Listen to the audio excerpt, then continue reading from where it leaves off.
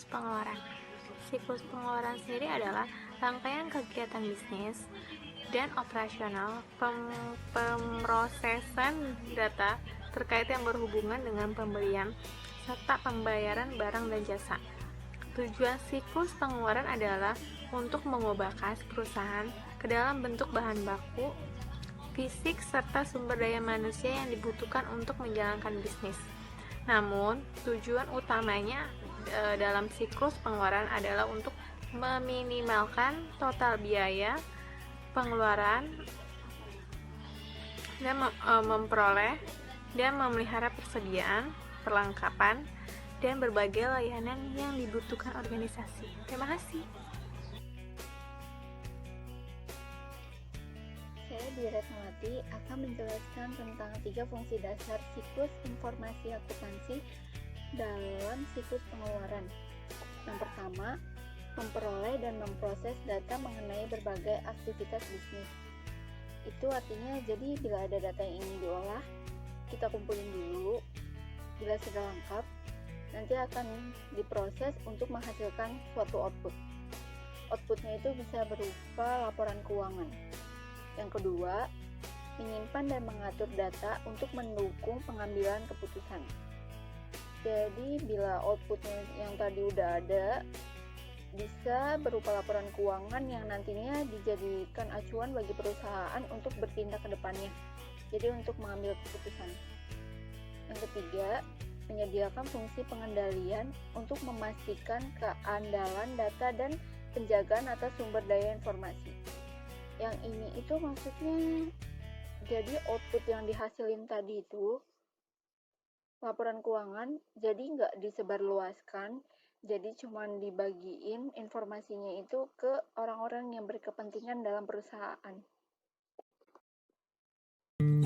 Baiklah, di sini saya akan menjelaskan tentang aktivitas siklus pengeluaran. Aktivitas siklus pengeluaran yaitu untuk memproses data transaksi bisnis secara tepat dan sederhana, merupakan fungsi dan tanggung jawab dan sistem informasi akuntansi dalam rangka mendukung kinerja bisnis perusahaan. Di sini ada 5 aktivitas dasar dalam siklus pengeluaran, yaitu yang pertama aktivitas permintaan pembelian barang atas kebutuhan barang dan jasa. Yang kedua, aktivitas pemesanan barang dan jasa yang akan dibeli. Yang ketiga, aktivitas pembelian barang dan jasa yang telah dibeli. Yang keempat, ada aktivitas persetujuan faktur dari supplier. Dan yang terakhir yaitu aktivitas pembayaran atas pembelian barang dan jasa. Ancaman siklus pengeluaran: 1. Kehabisan atau kelebihan pesan barang. 2. Membuat kesalahan dalam penghitungan. 3. Gagal memanfaatkan diskon yang telah tersedia. 4. Kehilangan data. 5. Kinerja yang kurang baik. Prosedur pengendalian siklus pengeluaran. 1. Catatan permintaan uang yang penyimpanan file yang baik, dan membuat cadangan dan menjaga pengendalian aktivitas pembuatan dan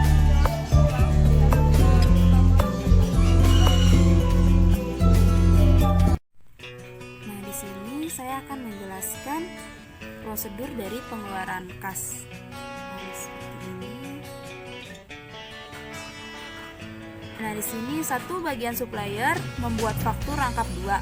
Lembar 1 dikirimkan ke bagian pembayaran dan lembar 2 disimpan sebagai arsip. Yang A, bagian pembayaran menerima faktur lembar 1 dari supplier. Berdasarkan faktur tersebut, bagian pembayaran membuat surat permintaan pengeluaran kas SPPK rangkap 2. Lembar 1 dikirimkan ke manajer dan lembar 2 disimpan sebagai arsip. Manajer menerima SPPK lembar 1. Berdasarkan SPPK lembar 1 tersebut, manajer akan menyetujui SPPK tersebut dan mengirimkan SPPK yang telah disetujui kepada bagian pemegang kas. Bagian pemegang kas menerima SPPK yang telah disetujui. Berdasarkan SPPK yang telah disetujui tersebut, Bagian pemegang kas membuat bukti kas keluar BKK rangkap 3. Lembar 1 beserta uang dikirimkan ke bagian pembayaran. Lembar 2 dikirimkan ke bagian akuntansi dan lembar 3 disimpan sebagai arsip.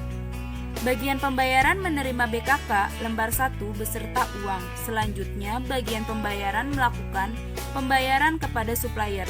Supplier menerima pembayaran dari bagian pembayaran. Nah, berdasarkan pembayaran tersebut, supplier akan membuat surat pelunasan pembayaran SPP. Rangkap 2, lembar 1 dikirimkan ke bagian pembayaran dan lembar 2 disimpan sebagai arsip. Bagian pembayaran menerima SPP lembar 1, kemudian membuat laporan pembayaran LP. Rangkap 2, lembar 1 dikirimkan ke bagian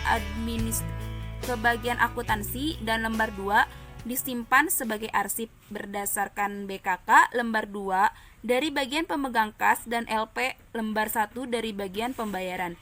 Bagian akuntansi membuat laporan pengeluaran kas LPK rangkap 2. Lembar 1 dikirimkan ke manajer dan lembar 2 disimpan sebagai arsip.